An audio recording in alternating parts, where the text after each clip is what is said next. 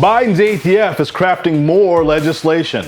The ghost gun busters are targeting both private citizens and private firearms dealers in the name of regulating ghost guns through the Biden ATF's Newspeak. Welcome to 2A for Today.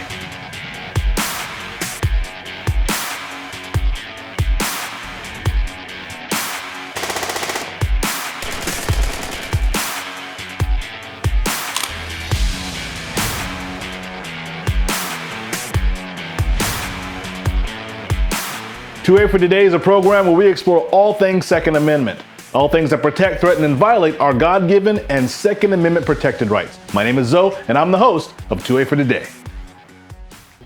They say I'm part of a global plan.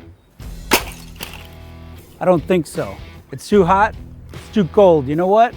The weather changes.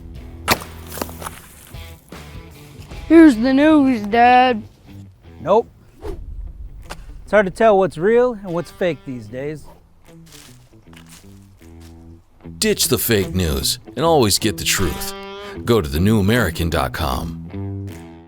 Biden's ATF and the U.S. Department of Justice are once again reenacting George Orwell's 1984 by manipulating the meaning of words. Now, they're classifying firearm parts as firearms and changing the definition of firearm to include unfinished pistols that would only require a small amount of time and effort to complete. And to top it off, they want to punish gun manufacturers that sell firearms without serial numbers. Let's turn to the Constitution and see if we can find where the national government is given enumerated power to do that. You hear the crickets? In recent years, we've seen the Commie Drug Corp, rather the Criminal Disease Coalition, you know what I mean, the CDC, change the definition of vaccine. Merriam Webster changed the definition of anti-vaxxer. Even the Biden administration twisted the term economic recession. Now, Newspeak is trespassing the firearms industry. The ATF has made clear in a late December memo that they decree that partially complete pistol frames are frames and also firearms. Even a pistol frame that has no associated jig and doesn't operate as a firearm is now defined a firearm and requires serial numbers, background checks, and those engaged in the business of selling them must be licensed dealers simply because they may possibly be used in a crime. This is a persistent theme. Again, crime prevention policies only serve to trample public liberty and make criminals of free people.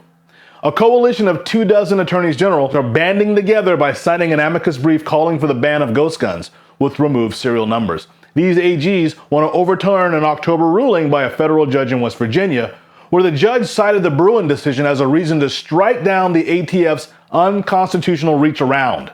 The West Virginia judge responded that this is the definition of an infringement of one's right to possess a firearm.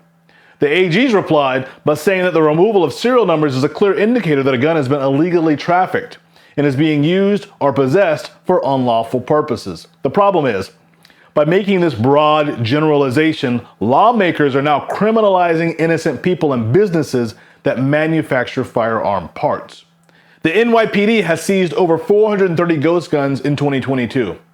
And the year before that, New York made it illegal to possess or sell ghost guns and unfinished firearm frames. Mayor Adams filed lawsuits against 5 online ghost gun distributors, and Attorney General Letitia James filed an additional 10 lawsuits against these distributors. A removed serial number does not make a weapon more dangerous, and requiring serial numbers will not prevent crime, only potentially help track down the offender after the fact. This ATF rule originally took effect in August, and it began to immediately affect both large and small retailers. This was thanks in large part to the pressure that UPS and FedEx felt, which prompted them to update their policies, stating that they are no longer willing to ship unserialized frames or receivers per the ATF's upcoming regulations. Pew Pew Tactical reported back in August that companies like 80% Arms and Grid Defense received letters from UPS that their shipments appeared to be violating applicable laws concerning the shipment of ghost guns to unauthorized locations. Then came the October ruling that the ATF's policy was unconstitutional by the West Virginia judge.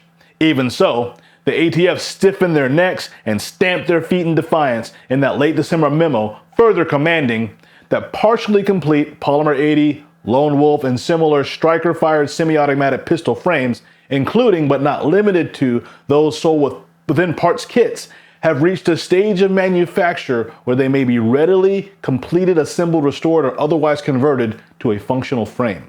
Therefore, even without any associated templates, jigs, molds, equipment, tools, instructions, guides, or marketing materials, these partially complete pistol frames are frames, and also firearms, as defined in the GCA, the Gun Control Act, in its implementing regulations.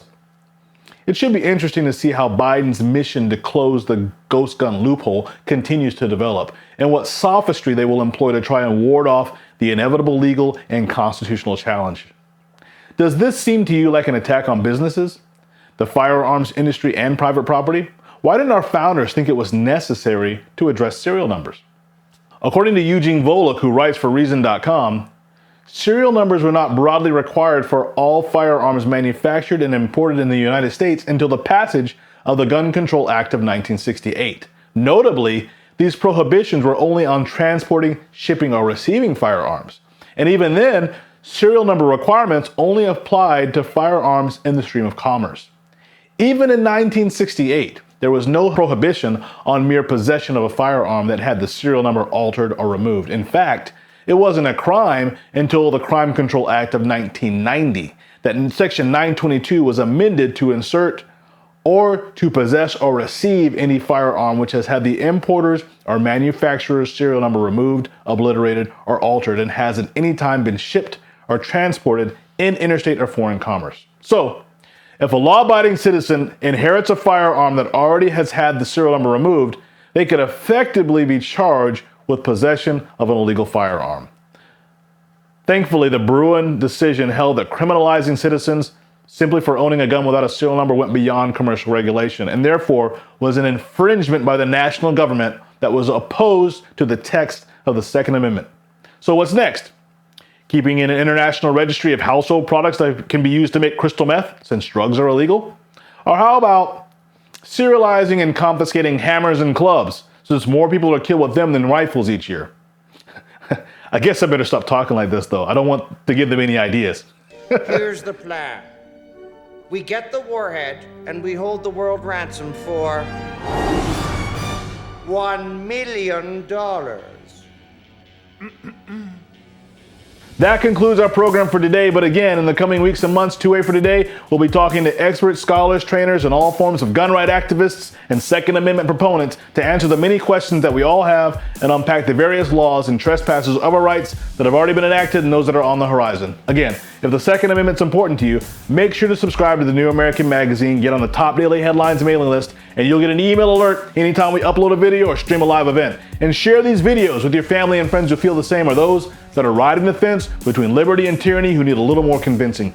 You've been watching 2A for Today. My name is Zoe. Post your comments or questions and we'll try to address as many as we can, as fast as we can in the coming weeks and months. Thank you for watching 2A for Today.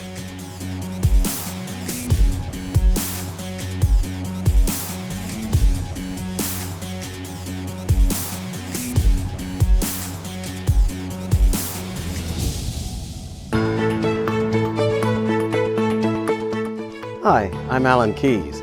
I'm the host of IMTV's daily talk show about news and events in America. And I want to say a good word for the New American Magazine. Not only because Alex Newman has joined us as somebody who is periodically hosting a show, but because New American Magazine represents a alternative media that is willing to tell people the truth.